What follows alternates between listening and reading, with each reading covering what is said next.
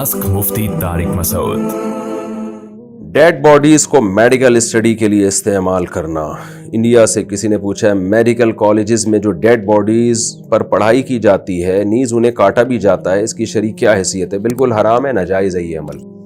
एक डॉक्टर साहब मुझसे उलझ पड़े कि फिर हम लोग तरक्की कैसे करेंगे मुसलमान कौम। मैंने कहा डॉक्टर साहब, तरक्की के लिए ज़रूरी है कि आप अपने वालिद साहब को जमा करा दें। जैसे उनका इंतकाल हो ना तो डॉक्टरों के हवाले कर दें कि ये तरक्की के लिए मेरे वालिद मोहतरम आपके पास हैं, आप इनको काटें पीटें, कीमा बनाएं इनका। आप इंसानी देखें, मेडिकल साइंस जो है ना, साइंसदानों का मसला ये है, बल्कि आजकल साइंसदानों का नहीं, अहले मगरिब का मसला ये है कि उन्होंने दुनिया में हर चीज़ तरक्की ही को समझ लिया है।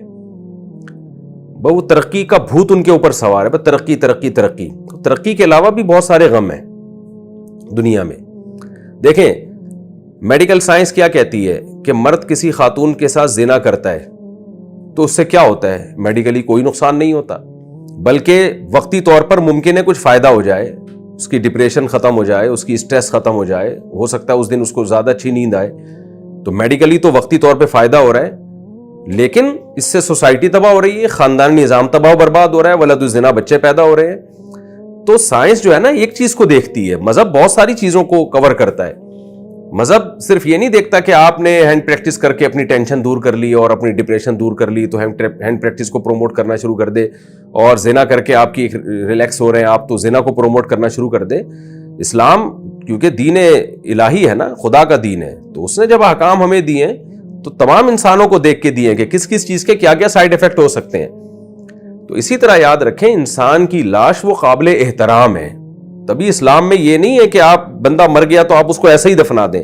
अल्लाह ने हुक्म दिया मरने के बाद भी उसका एहतराम वही है जो जिंदगी में था, बल्कि बाज नौयत के एतबार से तो एहतराम बढ़ जाता है उसका। उसको आपने गुसल देना है, प्रॉपर तरीके से कफन पहनाना है, फिर सामने रख के तकबीर कह के जनाजा पढ़ना है उसका। कितना प्रोटोकॉल दिया जा रहा है। फिर उसको कब्र में किबला रुख लिटाना है और कब्र पे जो है ना एक खास तरीके से उसकी कब्र बनानी है। फिर उस कब्र की भी तौहीन की आपको इजाजत नहीं है। वजह क्या है कि ताकि इंसानियत की बेकरामी ना हो। आपने क्या किया कि वो मेडिकल साइंस की भेंट चढ़ा दिया उसको, तो ये बिल्कुल हराम है, नाजायज है। और दूसरी बात यह कि इसकी जरूरत भी नहीं है तरक्की के लिए, क्योंकि इंसान के जिस्म के जितने भी पार्ट्स हैं या जितने भी आज़ा हैं वो उनकी जानवरों में कोई ना कोई नज़ीर मिलती है। हम जब बायोलॉजी पढ़ते थे तो हमारे टीचर हमें बताते थे कि निज़ाम हाजमा इंसान का ऐसे जैसे मेंढक का निज़ाम हाजमा। तो निज़ाम हाजमा के सिस्टम को समझने के लिए मेंढक का ऑपरेशन किया जा सकता है। इसी तरह किसी न किसी सिस्टम को समझने के लिए जानवरों का सहारा लिया जाता है, पुतलों का सहारा लिया जा सकता है बेजान। प्लास्टिक के अब तो बॉडीज बना ली गई हैं तो उनका सहारा लिया जा सकता है। तो इंसान को भेंट चढ़ाना इसकी जायज़ नहीं है, ये इंसानियत की तौहीन है। बाज लोग ये कहते हैं कि ये लावारिस लाशों के साथ किया जाता है, ये किसी के अब्बा चाचा के साथ नहीं, जो लावारिस लाशें हैं। तो खूब समझ लें, कोई लाश लावारिस नहीं है इस्लाम में। अगर कोई ऐसी लाश आपको मिली है कि जिसके अब्बा बाप चाचा मामू का पता नहीं है तो सब मुसलमान उसके वारिस हैं। उसका तो और भी ज्यादा एहतराम है कि भाई सबने अपना समझ के इसको दफनाना है, अपना समझ के इसको गुस्ल देना है। फुक़हा ने यहां तक मसला लिखा है कि और ये कुरान और सुन्नत ही से अखज़ किया है, तमाम अइम्मा का इस पे इत्तिफाक है कि अगर कहीं से लाश मिलती है ना जिसके पता ही नहीं चल रहा किसने कत्ल किया है, तो तमाम महल्ले वालों पर उसकी दियत लाजिम आती है। तमाम महल्ले वालों पर कि आप जिम्मेदार हो कि ये लावारिस लाश यहां क्यों पड़ी हुई है, सब उसकी दियत अदा करेंगे और वो बैतुल माल में जमा होगी अगर उसके वारिसों का नहीं पता चल रहा। तो इस्लाम में कोई लाश ऐसी नहीं है जिसकी तौहीन की इजाजत हो। तो इसलिए यह अमल बिल्कुल नाजायज और हराम है। मेडिकल साइंस की तरक्की के लिए कोई दूसरे ज़राए इस्तेमाल करें।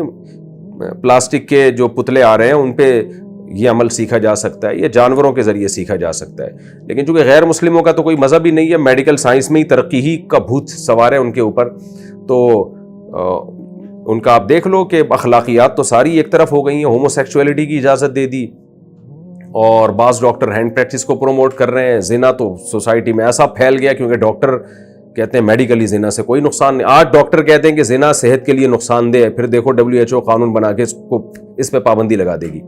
तो आपने एक तरफ हो जाना है, अल्लाह के दीन को लेके चलना है। तो अल्लाह के दीन में कुछ बाउंड्री है, अखलाकियात हैं, उनको आपको क्रॉस करने की बिल्कुल भी इजाज़त नहीं है। तो इसलिए ये जो हमारे यहाँ बड़ा अप्रिशिएट किया जाता है ना बाज़ लोगों की तरफ से कि एक्चुअली हमने तरक्की करनी है, तो मैं उनसे कहता हूँ अपनी अम्मा को ला के رکھ دیا کرو. اماں کو زندگی میں بتا دو کہ اماں جب آپ کا انتقال ہو گیا نا تو میں ڈاکٹروں کے حوالے کروں گا آپ کو, تاکہ وہ چیر پھاڑ کریں اور آپ کے سارے کلیجے پھیپھڑے الگ کر کے رکھ دیں, وہ لٹکا دیں وہ.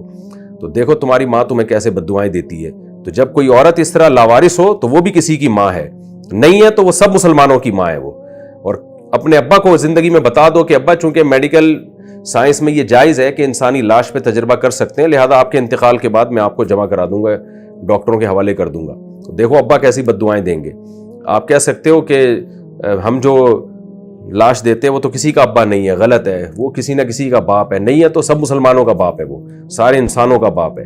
اگر بوڑھا ہے تو سب کا باپ ہے, بچہ ہے تو سب کی اولاد ہے, جوان ہے تو سب کا بھائی ہے, سب کی بہن ہے وہ. تو یہ کہنا کہ لاوارث لاشیں, تو لاوارث ہوتی نہیں ہے اسلام میں لاشیں.